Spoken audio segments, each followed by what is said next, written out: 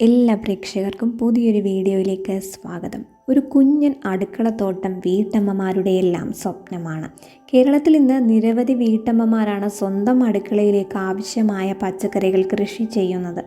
എല്ലാവരെയും മാറ്റി ചിന്തിപ്പിച്ചതിൽ പല കാരണങ്ങളുണ്ട്. മാരകമായ വിഷം തളിച്ച അന്യസംസ്ഥാന പച്ചക്കറി വാങ്ങേണ്ടതില്ല എന്ന തിരിച്ചറിവാണ് അതിലൊന്ന്. അതും അന്യായ വില കൊടുത്ത് നമ്മൾ വാങ്ങുന്ന ഈ പച്ചക്കറി ആരോഗ്യത്തിന് തന്നെ ദോഷം ചെയ്യുന്നവയാണെങ്കിൽ പിന്നെ എന്തിനു വാങ്ങണം എന്ന ചിന്തയാണ് വീട്ടമ്മമാരിൽ ഉണ്ടാക്കിയത്. ഓർഗാനിക് പച്ചക്കറി എന്ന പേരിൽ വിപണിയിൽ കിട്ടുന്നുണ്ടെങ്കിലും വിലയിൽ അല്പം പോലും ഇതിന് കുറവില്ല. ഇങ്ങനെ വീട്ടമ്മമാരെ മാറ്റി ചിന്തിപ്പിച്ച ഒരുപാട് കാര്യങ്ങളുണ്ട്. എന്തുകൊണ്ട് അത്യാവശ്യം വീട്ടാവശ്യത്തിനു വേണ്ട പച്ചക്കറികൾ കൃഷി ചെയ്തുകൂടാ എന്ന ശക്തമായ ചിന്തയാണ് ഈ മാറ്റത്തിന് പിന്നിൽ. ഇപ്പോഴും നിരവധി വീട്ടമ്മമാരാണ് കൃഷി ചെയ്യാൻ താല്പര്യമുണ്ടെങ്കിലും മടിച്ചു നിൽക്കുന്നത്. വിത്ത് ലഭ്യത, വിളവ് ലഭിക്കുമോ, കൃഷി ചെയ്താൽ ശരിയാകുമോ എന്നൊക്കെയുള്ള ചെറിയ ആശങ്കകളാകാം ഇതിന് പിന്നിൽ. ഈ ആശങ്കകളൊക്കെ തൽക്കാലം മാറ്റിവെക്കൂ. നിങ്ങളുടെ സംശയങ്ങൾക്കുള്ള ഉത്തരം തരാൻ ഞങ്ങളൊപ്പമുണ്ട്. കമൻ്റായിട്ട് നിങ്ങളുടെ സംശയങ്ങൾ ഞങ്ങളോട് ചോദിക്കാം. ഈ വീഡിയോയിൽ കുറച്ച് സ്ഥലത്ത് കൃഷി ചെയ്യാൻ പറ്റിയ 7 പച്ചക്കറികളും അതിലെ മികച്ച വിളവിന് വേണ്ട കാര്യങ്ങളും പറഞ്ഞു തരുന്നുണ്ട്. വീട്ടിൽ കൃഷി ചെയ്യാൻ പറ്റിയ 7 പച്ചക്കറികൾ ഇവയാണ്: ചീര, വെണ്ട, വള്ളിപ്പയർ, വെള്ളരി, ബീൻസ്, ബീട്രൂട്ട്, പാവൽ എന്നിവയാണ്.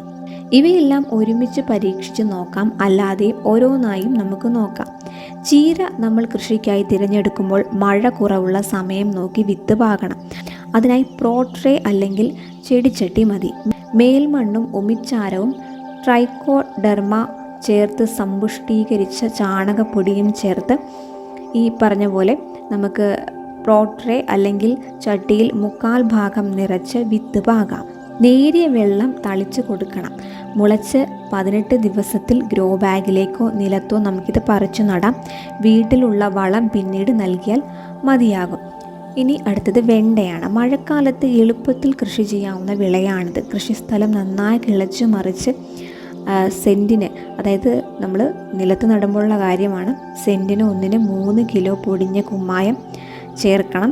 15 ദിവസത്തിന് ശേഷം പൊടിഞ്ഞ ജൈവവളം ചേർക്കണം. 75 മില്ലി വെള്ളത്തിൽ 25 ഗ്രാം സ്യൂഡോമോണാസ് കലക്കി അതിൽ 24 മണിക്കൂർ മുക്കി വെച്ച ശേഷം വിത്ത് നടുന്നത് രോഗങ്ങളെ പ്രതിരോധിക്കാൻ ഫലപ്രദമാണ്. 3 അടി അകലത്തിൽ വാരം കോരി 3 അടി അകലത്തിൽ വിത്ത് പാകാം.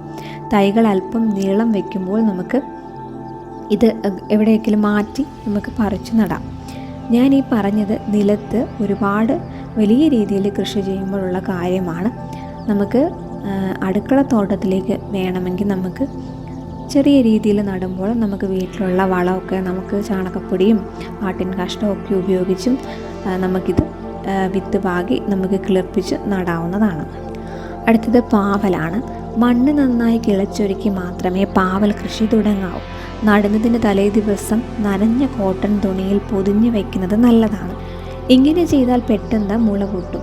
കോഴികളുടെ ശല്യമുള്ള സ്ഥലങ്ങളിൽ തേക്കിലയിലോ വട്ടയിലയിലോ കുമ്പിള് കുത്തി മണ്ണ് നിറച്ച് നട്ട് മുളപ്പിച്ചതിന് ശേഷം ഇലയോടുകൂടി നടാൻ ഉദ്ദേശിക്കുന്ന സ്ഥലത്ത് ഇത് നടാം.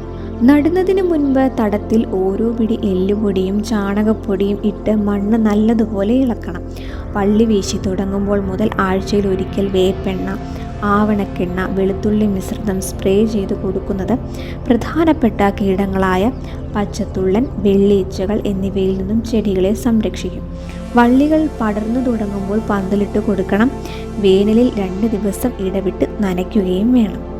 അടുത്തത് വെള്ളരിയാണ്. എല്ലാത്തരം മണ്ണിലും ഇത് വളരുന്നു. മണ്ണ് നന്നായി കിളച്ചു നടാനുള്ള തടങ്ങൾ ഒരുക്കണം. അടുത്തത് ബീട്രൂട്ടാണ്. വലിയ ബുദ്ധിമുട്ടുകൾ ഇല്ലാതെ തന്നെ ബാൽക്കണിയിൽ ബീട്രൂട്ടും വളർത്താൻ സാധിക്കും. ബാൽക്കണിയിൽ എന്ന് വേണ്ട, നമ്മുടെ അടുക്കളത്തോട്ടത്തിലെ സ്ഥലത്തും നമുക്കിത് അനായാസം കൃഷി ചെയ്യാവുന്നതാണ്. ഇതിനധികം സ്ഥലമൊന്നും തന്നെ നമുക്ക് ആവശ്യമില്ല. നഗരങ്ങളിലെ സാഹചര്യങ്ങളിൽ പോലും ബീട്രൂട്ട് തഴച്ചു വളരും. ബീട്രൂട്ട് വിത്തുകൾ 1 ഇഞ്ച് ആഴത്തിലും 3 മുതൽ 4 ഇഞ്ച് അകലത്തിലും നടുക. വിത്തുകൾ നേരിട്ട് ചട്ടിയിൽ നടുന്നതാണ് നല്ലത്. വിത്ത് മുളയ്ക്കുന്നത് വരെ മണ്ണ് ഈർപ്പമുള്ളതായി നിലനിർത്തണം. തണുത്ത കാലാവസ്ഥയിൽ നടുന്നതാണ് ഏറ്റവും നല്ലത്. വിത്ത് മുളയ്ക്കാൻ സാധാരണയായി 5 മുതൽ 10 ദിവസം വരെ എടുക്കും. അയഞ്ഞതും നനവുള്ളതുമായ മണ്ണിലാണ് ബീറ്റ്റൂട്ട് നന്നായി വളരുന്നത്. പൂന്തോട്ടത്തിൽ നിന്നുള്ള മണ്ണ് അല്ലെങ്കിൽ നമുക്ക് പറമ്പിൽ നിന്നുള്ള മണ്ണ്, കമ്പോസ്റ്റ്, കൊക്കോ പീറ്റ് എന്നിവയുടെ മിശ്രിതം ചട്ടിയിൽ നിറയ്ക്കുക. ഇത് ചെടിക്ക് നല്ല പോഷകങ്ങളും ഈർപ്പവും നൽകുന്നു. ഏതാനും ആഴ്ചകൾ കൂടുമ്പോൾ കമ്പോസ്റ്റ് വീണ്ടും ചേർക്കണം. അടുത്തത് ബീൻസാണ്. വളർത്താനും പരിപാലിക്കാനും വിളവെടുക്കാനും വളരെ എളുപ്പമായതിനാൽ ബീൻസ് കൃഷി തുടക്കക്കാർക്ക് രണ്ടാമതൊന്നും ചിന്തിക്കാതെ തന്നെ തിരഞ്ഞെടുക്കാം. ബീൻസ് കഴിക്കുന്നവരാണ് നമ്മളെങ്കിലും കൃഷി ചെയ്യുന്നവർ വളരെ കുറവാണ്. ബീൻസ് ഇഷ്ടപ്പെടുന്നവർക്ക്, കൃഷി ചെയ്യാൻ ആഗ്രഹിക്കുന്നവർക്ക് ഇത് വീട്ടിൽ തന്നെ നട്ടു വളർത്താം. പൊതുവെ തണുത്ത കാലാവസ്ഥയാണ് ബീൻസ് വളർത്താൻ അനുയോജ്യം. എന്നാൽ അതികഠിനമായ തണുപ്പൊന്നും ആവശ്യമില്ല. ഭാഗികമായ സൂര്യപ്രകാശം ലഭിക്കുന്ന ഒരു സ്ഥലമായാലും മതിയാവും കൃഷിക്കായി തിരഞ്ഞെടുക്കാൻ. വിത്ത് പാകിയാണ് ബീൻസ് കൃഷി ചെയ്യുന്നത്. കുറ്റിച്ചെടിയായി വളരുന്ന ഇനങ്ങൾ വിത്ത് പാകി 40 മുതൽ 60 ദിവസങ്ങൾക്കുള്ളിൽ വിളവെടുക്കാം. അതുപോലെ പടർന്നു വളരുന്നവ ഏകദേശം 70 മുതൽ 80 ദിവസങ്ങൾ കൊണ്ട് വിളവെടുക്കാം. ഗ്രോ ബാഗിലോ ചട്ടിയിലോ മണ്ണിൽ ഉണങ്ങിയ ആട്ടിൻ കാഷ്ടവും ഒരു പിടി വേപ്പിൻ പിണ്ണാക്കും ചേർത്ത ശേഷം വിത്ത് പാകി മണ്ണിട്ട് മൂടാം. പിന്നീട് തൈകൾ പറിച്ചു നമുക്ക് മാറ്റി നടാം. ഗ്രോ ബാഗിലോ ചട്ടിയിലോ ആണെന്നെങ്കിൽ കൃഷി ചെയ്യുന്നത് എങ്കിൽ അകലത്തിൻ്റെ പ്രശ്നം വരുന്നില്ല. എന്നാലും ഒരു ചട്ടിയിൽ 2-ലധികം തൈകൾ നടരുത്. ഇത്തരം കണ്ടന്റുകൾ നിങ്ങൾക്ക് ലഭിക്കാൻ ഈ ചാനൽ സബ്സ്ക്രൈബ് ചെയ്യുക.